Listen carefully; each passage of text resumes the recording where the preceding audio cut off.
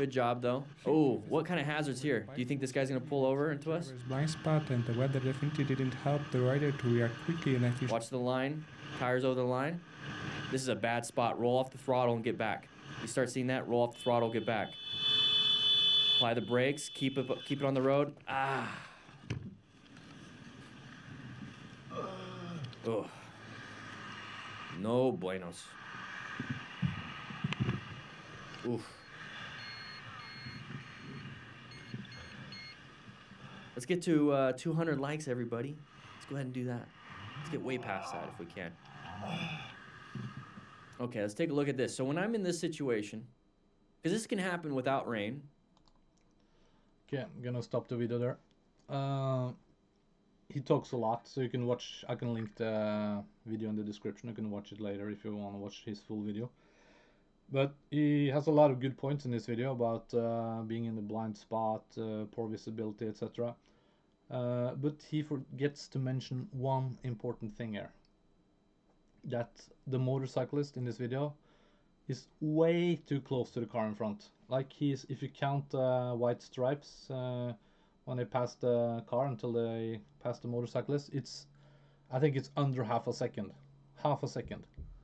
So if the car in front, he decides to slam the brakes, let's say there's a traffic jam in front, you can't see that because you're too close to the car in front, so you can't see past the car. You have no, you basically just follow the car in front, do what he does. If he slams the brake, you have to slam the brake. You can't predict anything or see not further in the traffic in front of you. So that's super dangerous to be this close to the car in front. And also the car in front, it's a minivan, so he could have stuff behind him. Usually they have a lot of stuff there, so they don't even see what's behind them. But that's off the point, because being this close to a car in front is super dangerous no matter what situation. Like, because you have no visibility. You just see the car in front of you, you don't see what's in front of him. And this situation too, it's raining, it's foggy, it's wet, it looks like it's new asphalt here. New asphalt with water, that's super slickery. So basically what happens if this car in front of you, he decides to slam the brakes for whatever reason, you'll just slam right into him. And what will happen then? You can have a car behind you, he will slam into you, you get smashed. And this rider here was lucky he didn't die, because he could have hit the protection on the side of the road. He could have hit that wall and be just totally smashed, or a car behind him could have hit him. So he was super lucky that he was grass here and that he landed basically a bit soft. So how to avoid a situation like this? How to because here you are, like, you have the truck on your left side that don't see you. You're in this blind spot, and you have a car close in front of you.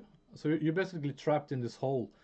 And when you're trapped in this hole like this, usually cars behind you, they will follow you, and maybe you have an idiot behind you who's like 1 second behind you too. So you're in this hole, you can do nothing, you're like trapped. Nobody sees you almost. So how to avoid this situation? Well, just this situation here could have been totally avoided if the rider had kept 6 seconds behind the car in front. Yeah, 6 seconds. Usually they say stay minimum 3 seconds behind the car in front, but in my experience, that's too little. Like, let's say you're riding, you're 3 seconds behind the car in front of you, you look a bit around, watching the scenery. Everybody rides like that. You're not super 100% focused all the time in the car in front of you. You look a bit around, suddenly the car's in front of you slams its brakes. Whoa, you look. You have spent 1 second like looking and reacting to what's happened. Now you have 2 seconds left to act before you crash into him. What will most people do in this situation when you get scared and jump, like suddenly something happened?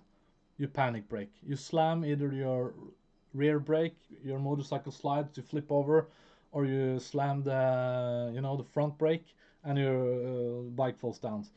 And it's easy to be after smart and say like, yeah, but you should gradually hit your brake, blah blah blah. No, when people panics and get scared, we do bad things. Even me as a rider, I panic braked after many years, because if a sudden situation like a kid running in the street, bird flying too close to you, you sometimes you like panic brake, or you know, you're not prepared for these situations, and you can never be, because if you constantly think about being every danger that can happen, like, oh, there can be a kid running out the road, there can become a ball, a bird, anything. If you constantly think about that, you will just be like riding like this, like basically in fear, and you will not enjoy your motorcycle riding. So no riders like ride like this. So how to avoid situation like this is always stay 6 seconds behind the car in front. 5 or 6 seconds. I like 6 seconds. And some might say, yeah, but if you stay 6 seconds behind the car in front, the car behind you will be annoyed and be up in your ass. Yeah, so what? If you have a driver that's up in your ass all the time, he will be in your ass no matter what. If you accelerate a bit, he will accelerate. If you get too close to the car in front of you, he will still be on your ass. He don't think about that because he's a stupid driver. And so smart drivers, if they see a motorcycle is 5 or 6 seconds behind the car in front, smart drivers will understand that you keep your distance, and they will keep distance to you too, 3 or 4 seconds maybe usually. So don't worry about the cars behind you. Like there will always be stupid cars behind you up your ass, or good drivers keeping distance. But no matter what, my advice, what has saved me so many times, is stay 6 seconds behind the car in front. That has saved me so many times. I can't count how many times that saved me.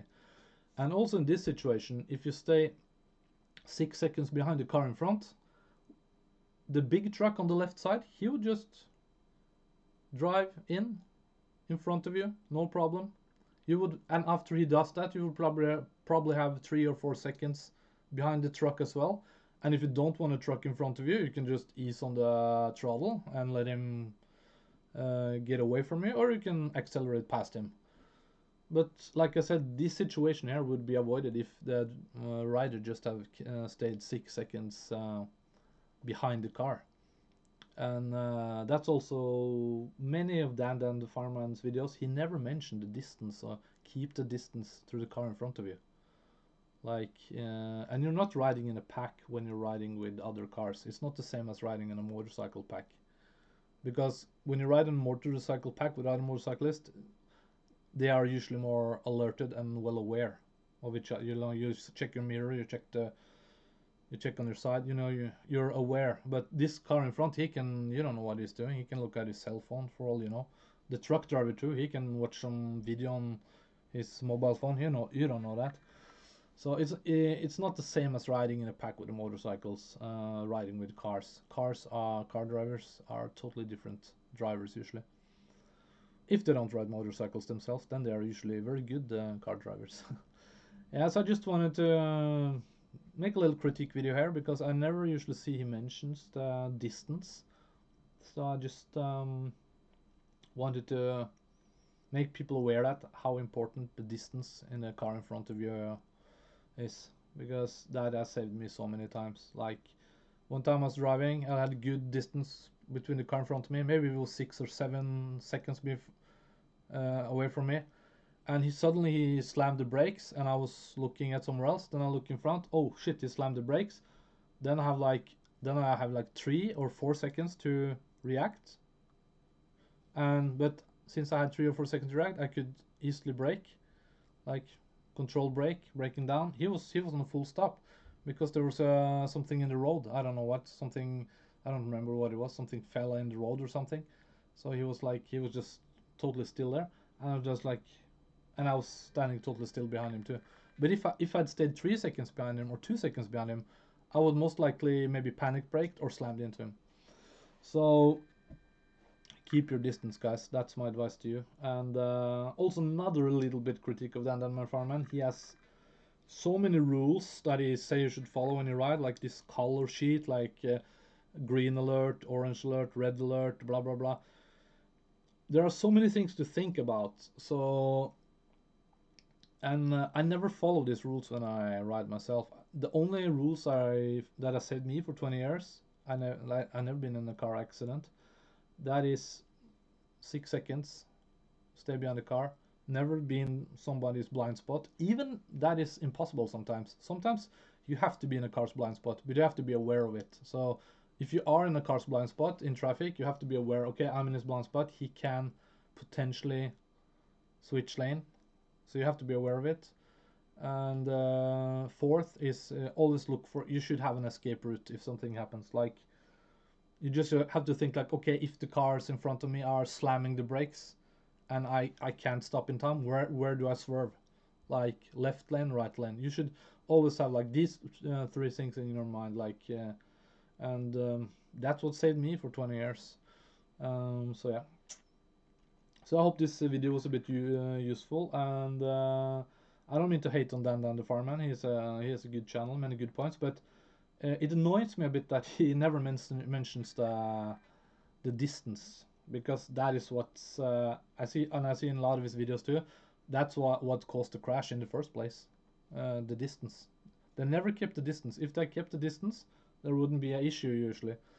And there's also a reason why I've never been rear-ended in a car or a motorcycle by other drivers. I've never been rear-ended, and it's because I keep distance. Because if I have a good distance, I can brake slowly, and then the cars behind me, they have time to react too.